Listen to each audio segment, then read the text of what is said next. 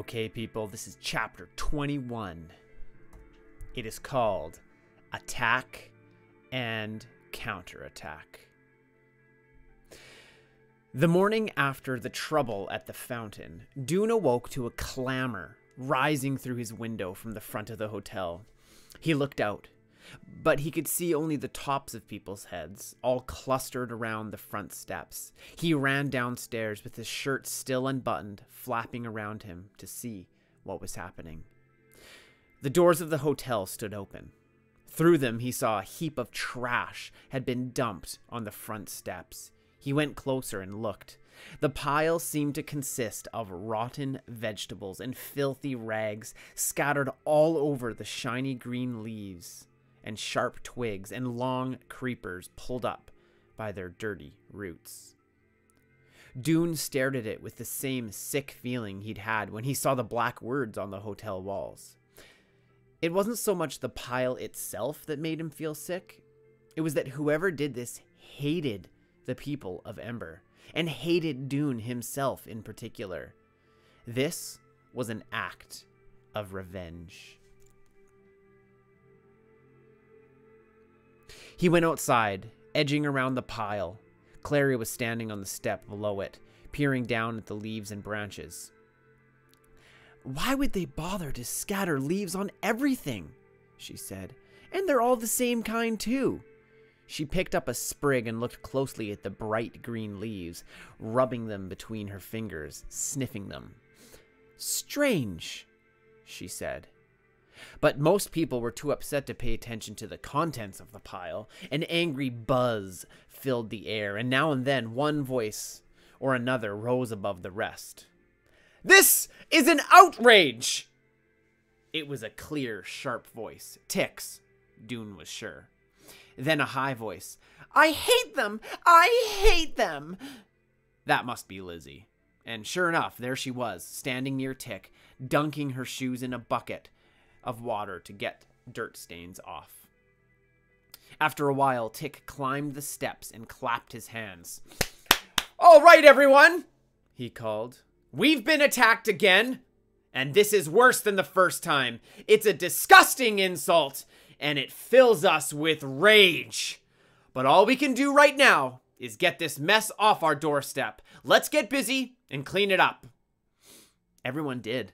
They picked up armloads of the leafy vines and carried them away.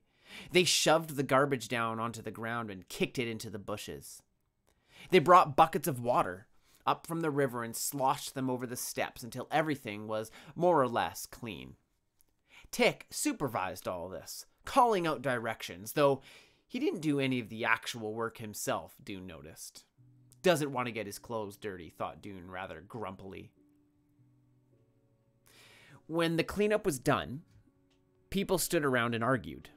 Some were for marching down to the town that very minute, confronting the town leaders and demanding that the vandals be punished.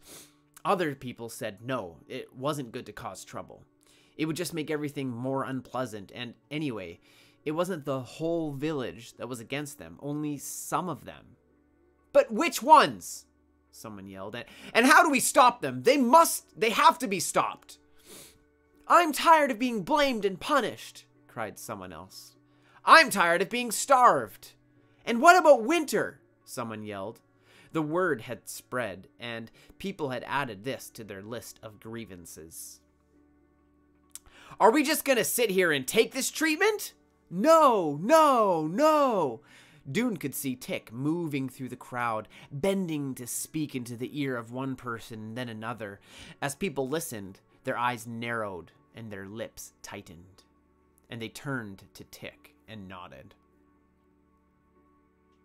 The shouting died down after a while, because people couldn't agree on a course of action. If they didn't go to work, then they wouldn't get lunch. So most of them went back to their ordinary routines. They washed their hands and faces in the river. They ate what remained in their parcels for breakfast, and they headed up the road toward the village. Dune and his father went too, though Dune went reluctantly. "Father," he said, "this is the third time they've attacked us. Don't you think we have to do something?" What do you propose we do? His father said. I don't know, said Dune, but we have to do something. We can't just let ourselves be trampled, can we? Son, said Dune's father, I don't know the answer. We're in a tough situation here. He clasped his hands behind his back and walked for a while, looking down at the road. It does seem that something is called for, he said finally. The trouble is that violence just leads to more violence. So I don't know. Dune's team was assigned to the cornfield that day. He and his father spent hours on their knees, yanking prickly weeds out of the ground. Dune's arm itched. He kept having to stop and scratch it. Was a mosquito biting him? He scratched and scratched again. It felt like 50 mosquito bites, not one. He had them on his other arm, too. Both arms itched like crazy. Finally, he stopped working and held his arms out in front of him. From wrist to elbow, they were carpeted with red lumps. Look, father, he cried. I have a rash. What is it? I don't know, son, his father said, but I have it too. Ooh, what do you guys think it is? What's it from? The itchy rash spread over the arms and hands and faces of all the Emberites who had helped with the cleanup that morning. What is this? People said as they worked in the bakery and the bike shop, the brickyard and the tomato fields. They itched, they scratched, and their rash spread and oozed and itched still more. The villagers knew what it was. Poison oak, they said. They explained about the oil on the leaves, how you only have to touch it to get the rash. You must have been out scrambling around in the woods, they said. But the Emberites had not been scrambling in the woods. They knew how they'd been poisoned. Someone had done it to them on purpose. Fury spread among the Emberites like fire. Those who'd heard about the poisoned oak raged about it to those who hadn't, and before long, everyone knew. Diggers threw down their shovels. Fruit pickers pushed the ladders to the ground and stalked out of the orchard. Someone in the bakery flung a great clump of dough at the supervisor, and someone in the egg shop hurled 3 eggs at the wall. The terrible itching aggravated everyone's anger. And before long, the people of Ember began to gather in the streets and in the plaza, and the gathering became a crowd, and the crowd became a mob. Dune ran into the village with the other field workers, and he found himself in the middle of this mob. He heard Tick's voice from somewhere nearby. They gave us poison! What shall we give them? When there was no response but a confused babble, the question came again, louder. What shall we give them? This time, an answer came. A crash and a tinkling of shattered glass. Someone had thrown a rock through the window of the town hall. Cheers arose all around them.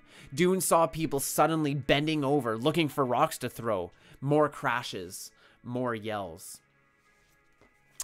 People started snatching things from the stalls. A jar of jam came sailing overhead. Arms reached up to catch it, but it fell past them and landed a few feet from Dune, smashing open and splattering his legs with sticky red goo and splinters of glass. He saw people stuffing muffins into their pockets, and he saw Tick with his arms stretched backwards, ready to throw a rock at the windows of the tower. He saw Miss Thorne running with her hands, shielding her head, and the Hoover sisters backing up into the egg shop, trying to get away. He was frightened, suddenly. At that moment, the doors of the town hall opened, and Ben Barlow strode out. His face was twisted with rage. "Stop them!" he shouted. "Stop these thieves and vandals!" "You poisoned us!" shouted someone in the crowd. "We've had enough!" shouted someone else, and threw a potato right at Ben. It hit him in the stomach, and he bent over, his mouth dropping open. A roar came from the crowd. Tick's voice rose above the others. "Fill your pockets!" he screamed. "Fill your pockets and run!" There was a mad scramble, and then the Emberites pushed their way out of the plaza and raced down the street to the river road. Dune ran too. He saw Tick up ahead of him, sprinting fast, his shirt tails flying. Now, we really are thieves and vandals, Dune thought. Was this a bad thing? Or was it exactly what the people of Sparks deserved? Before we go on, what do you think? Is this what the people of Sparks deserved? Do they deserve to have this mob, the stealing and throwing the rocks and breaking glass? Or is it bad? Interesting. Let's move on. That night, Tick went up and down the corridors of the hotel, knocking on doors and urging people to come to his meeting. They did come, at least 100 of them, by Dune's count. They gathered at the head of the road as the daylight was fading. Dune saw Chet and Gil and Allian and Elvin from his old class at the Ember School, along with people he knew from the Pipeworks, people he knew from Ember's shops and others. Most of them were boys and men, but there were women and girls too. Most were silent, but some whispered excitedly to each other.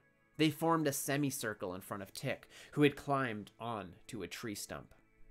Dune saw Lizzie standing near Tick, gazing at him, wide-eyed. The moon shone behind Tick's head. It gave a silver edge to his hair, but left his face in darkness. "All right," Tick said. His voice was quiet, but instantly the whispering stopped. "Our time has come. They have attacked us 3 times now. Today, we showed them a little of our anger. We made them understand that we won't be taken advantage of anymore. They must know that if they hurt us, they will be hurt too. We will strike back. We are warriors now." Murmurs of approval rumbled through the crowd. Dune, who was standing at the rear, heard several people echo Tick's words. "Strike back, yeah, we have to strike back, we're warriors." "We must be ready," Tick said. "When the next confrontation comes, we won't be as disorganized as we were today. We'll have a plan, and we'll be armed." More murmurs and a ripple of excitement. "How will we arm ourselves?" Tick asked. He answered the question himself. "We have what we need right here where we live," he said. "Look in your bathrooms. You'll find strong metal rods there, just the right length, and enough for everyone." People looked at each other in puzzlement. Metal rods in the bathroom? But Dune knew immediately what Tick meant. The towel racks. Take them off the wall, and you have a sturdy weapon that could do real damage, bruise soft flesh, even break hard bone. Tick waited until the word was passed through the crowd and everyone understood about the weapons in the bathroom. Then he said, "There are other ways to arm yourself too. Did you bring a knife with you from Ember? Are there still slivers of glass left in the windows of your room? Have you noticed that some of the stones by the river are just the size to fit in a fist?" Again he waited. All around Dune, people were nodding and whispering. Dune tried to imagine what the uprising earlier that day would have been like if the rioters had been swinging steel rods and striking out with knives and broken glass. People would have been hurt. There would have been blood. But think of the hurt the villagers had inflicted on Emberites. The pangs of hunger, the humiliation, the name-calling, the terrible itchy rash. Didn't one hurt deserve another? Wasn't he simply being squeamish to shrink from it? He would have to strengthen himself, he thought. Not just his body, but his spirit, his will. It would take a kind of strength he didn't have yet to strike another person with the intent to harm. Tick was bending forward now and speaking in a softer voice. People shushed each other and listened. "Go back now and sleep, my warriors," Tick said. "In the next days, prepare your weapons and prepare your will. Remember how you felt when you saw those ugly words scrawled on our walls. Remember how you felt when the poison rash crawled up your arms. The people of Sparks will wrong us again. We can be sure of that. When it happens, we'll be ready." After the meeting, Dune walked back to the hotel feeling vaguely uneasy. Tick must be right. But somehow Dune couldn't feel wholehearted about being a warrior. Was it because he was a coward? He didn't want to be a coward. He didn't really think he was one. What was his problem then? Okay, so here are the questions for chapter 21. Number 1, I want you to describe in detail 2 important events that happened in this chapter. 2 events or something you learned. 2 things. Number 2, does one hurt deserve another? So this was going through Dune's mind at the end of this chapter. He's grappling with this fact. Do they need to hurt whoever did these hurtful things to them? Do they need to hurt back? Do the people of Ember need to strike back? Does one hurt deserve another? What should the Emberites do? For this question, you are going to be an Emberite, and you need to share your opinion with Tick and your community. You're going to write a speech of what to say. I would like you to have at least 5 detailed sentences, so 1 full paragraph. Does one hurt deserve another? What should the Emberites do? Write a speech to Tick in your community as to what you think the people of Ember should do. There are your questions for chapter 21.